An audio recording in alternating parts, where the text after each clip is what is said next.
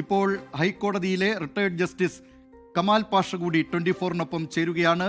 ശ്രീ കമാൽ പാഷ, 24 ഞെട്ടിക്കുന്ന വിവരമാണ് പുറത്തുവിടുന്നത്. വലിയ അഴിമതി, ഈ ടെലിവിഷൻ റേറ്റിംഗുമായി ബന്ധപ്പെട്ട് കോടികൾ ഇക്കാര്യത്തിൽ കോഴ കൊടുത്തുകൊണ്ട് സ്വന്തം ചാനലിനെ മുന്നിലെത്തിക്കുന്നതിന് വേണ്ടിയും മറ്റു ചാനലുകളെ താഴ്ത്തുന്നതിന് വേണ്ടിയും കോടികൾ കോഴ കൊടുത്തു എന്നത് മാത്രമല്ല, അതിൻ്റെ തെളിവുകളും ഇപ്പോൾ 24 പുറത്തുവിടുകയാണ്. ആരോപണം മാത്രമല്ല, അതിനാധാരമായ തെളിവുകൾ കൂടി 24 പുറത്തുവിടുകയാണ്.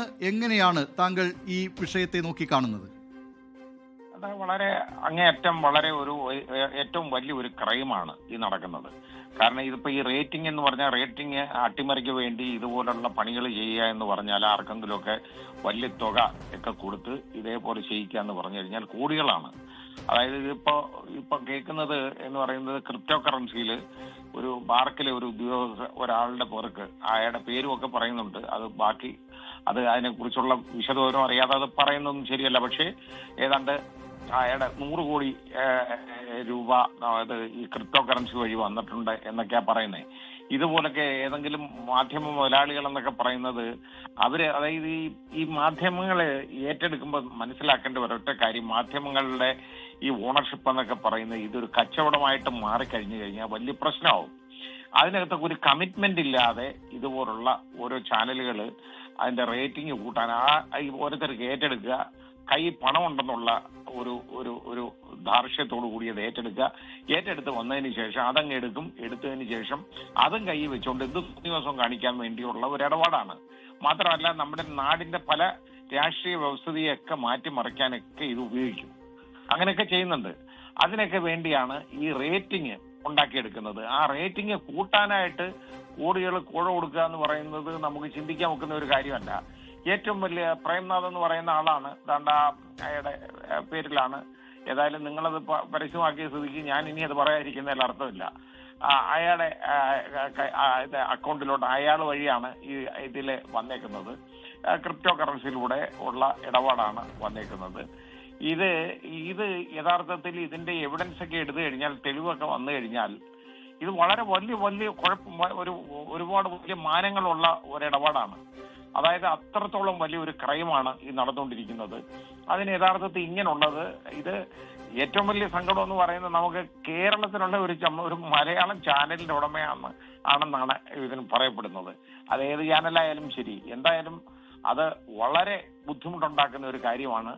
നമുക്ക് നമ്മുടെ ഈ ചാനലുകളുടെ വിശ്വാസ്യത, അതായത് ഓരോരുത്തരും അവരുടെ റേറ്റിംഗ് കാണിക്കുന്നതിലെ വിശ്വാസ്യത, ഞങ്ങൾ 1 ഞങ്ങൾ 2 ഞങ്ങൾ ഇനി 1 2 ഇപ്പൊ 3 ഇപ്പൊ 1 എന്നൊക്കെ പറയുന്ന എന്നൊക്കെ പറഞ്ഞു കഴിഞ്ഞാൽ യഥാർത്ഥത്തിൽ അതൊക്കെ ഈ രീതിയിലുള്ളതാണെന്നുണ്ടെങ്കിൽ, വാങ്ങിയെടുക്കുന്നതാണെന്നുണ്ടെങ്കിൽ അതിന് എന്ത് വിശ്വാസ്യതയുള്ളത്? അത് കമാൽ പാഷ സാർ, ഈ കേരളത്തിനകത്ത് ധാരാളം ചാനലുകളുണ്ട്, അവർക്കിടയിൽ മത്സരമുണ്ട്, മത്സര ബുദ്ധിയോടുകൂടി പ്രവർത്തിക്കുന്നുണ്ട്, ഇതൊക്കെ ശരിയാണ്. പക്ഷേ അതൊക്കെ ആത്യന്തികമായി താങ്കൾ പറഞ്ഞതുപോലെ ഒന്ന് വിശ്വാസ്യതയ്ക്ക് കോട്ടം തട്ടാതെയാകണം, 2 നമ്മുടെ ഗുണമേന്മ, അതിന്റെ ക്വാളിറ്റി ബെറ്റർ ആക്കുന്ന തരത്തിലായിരിക്കണം ഈ മത്സരമൊക്കെ പോകേണ്ടത്. അതുകൊണ്ട് വളരെ സ്പോർട്സ്മാൻ സ്പിരിറ്റോട് കൂടിയാണ് ഈ മത്സരങ്ങളൊക്കെ ചാനലുകൾ തമ്മിൽ നടത്തിയത്. അവിടെയാണ് വിഷം കലക്കുന്ന രീതിയിൽ ഈ പറയുന്ന അഴിമതി നടത്തി ചാനലിനെ മുന്നോട്ട് കൊണ്ടുവരാൻ വേണ്ടിയൊക്കെ ശ്രമങ്ങൾ നടക്കുന്നു. പിന്നെ താങ്കൾ പറഞ്ഞതുപോലെ ഇതിന്റെ കിട്ടിയ വിവരങ്ങൾ ഇപ്പോൾ വിശ്വാസ്യത പ്രധാനപ്പെട്ടതായതുകൊണ്ട് ഞങ്ങൾ പ്രേക്ഷകരുടെ മുന്നിൽ അവതരിപ്പിച്ചു എന്നതേ ഉള്ളൂ. മറ്റൊരു തലയ്ക്കൽ ഇതുമായി ബന്ധപ്പെട്ട പോലീസിന്റെ അന്വേഷണവും മറ്റ് അന്വേഷണ സംവിധാനങ്ങളുടെ ഇടപെടലും ഒക്കെ നടക്കുന്നുണ്ട്. അതുകൊണ്ട് തെളിവുകൾ ശേഖരിച്ചുകൊണ്ട് അതിന്റെ വസ്തുതകൾ പുറത്തു വരുമെന്ന് തന്നെയാണ് ഞങ്ങളും പ്രതീക്ഷിക്കുന്നതും ആഗ്രഹിക്കുന്നതും ഒക്കെ. അപ്പോൾ ഇത്തരം സന്ദർഭങ്ങളിൽ എങ്ങനെ ഇടപെടണമെന്നാണ് താങ്കൾ പറയുക മാതൃകാപരമായി? അതെ, നമ്മൾ ഇടപെടുക എന്ന് പറഞ്ഞാൽ ഇത് ജനങ്ങളിലേക്ക് ഇപ്പൊ ഇങ്ങനെയൊക്കെയുള്ള ഇത്രയും വലിയ കള്ളന്മാരുള്ളപ്പോ അവരുടെ വിവരങ്ങളൊക്കെ എന്തായാലും ശരി അത് വെളിവിടണം. അതും മാധ്യമധർമ്മമാണ്, അതൊക്കെ നിങ്ങളുടെ ധർമ്മമാണ്. നിങ്ങളത് വെളിവിടണം. അത് വെളിവിടുക എന്ന് പറയുന്നത് കിട്ടുന്ന വിവരങ്ങളൊക്കെ വെളിവിടണം, ജനങ്ങൾ അറിയണം. കാരണം ഇതിന്റെ ഈ കള്ളനാണയങ്ങളെ ജനങ്ങൾ തിരിച്ചറിയണം. ഇത് ഈ കിടമത്സരം ഇതിനകത്തുണ്ടെന്നുള്ളത് സത്യമാണ്. കാരണം ഒരുപാട് വാർത്താ ചാനൽ മലയാളത്തിലുണ്ട്. നമുക്ക് തോന്നും ഇത്രത്തോളം വാർത്തകളുണ്ടോ ഇത്രയും ചാനൽ ഉണ്ടാവാനെന്ന്. വാർത്തകൾ ഇവിടെ ഉണ്ട്. ഇല്ലാതെ വരുമ്പോൾ വാർത്തകൾ സൃഷ്ടിക്കപ്പെടുന്ന ഒരു സംഭവം പോലും നടക്കുന്നുണ്ട്. അത് ഈ മത്സരത്തിന്റെ ഭാഗമാണ്. പക്ഷേ ഒരു ആരോഗ്യകരമായ ഒരു മത്സരത്തിൽ നടത്തി കഴിഞ്ഞാൽ ക്വാളിറ്റി കൂടും എപ്പോഴും. അതിന് പകരം ഇതേപോലെ അനാരോഗ്യമായ പ്രവണതകൾ വന്നു കഴിഞ്ഞാൽ ഇതിന്റെയൊക്കെ ക്വാളിറ്റി എന്ന് പറയുന്നത് അങ്ങ് താഴോട്ട് പോവല്ലേ? ഇത് ഇങ്ങനെ കാണിക്കുന്ന ഒരു ചാനലിന് എന്ത് വിശ്വാസ്യതയാണ് ഉള്ളത് അങ്ങനെ പുറത്തു വരുമ്പോ? അപ്പൊ അത് ആരുടെ ആയാലും ശരി, ഏത് ചാനലായാലും ഇപ്പൊ എല്ലാ ചാനലുകളുമായിട്ട് എനിക്ക് ബന്ധമുണ്ട്.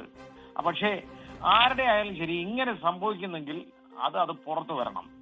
അത് നിർബന്ധമായിട്ട് അത് വെളിയിൽ കൊണ്ടുവരണം, ജനങ്ങൾ അറിയണം. മാത്രമല്ല നിയമ നടപടികളും നടക്കണം. അതും വേണം, നിർബന്ധമാണ്, വേണം.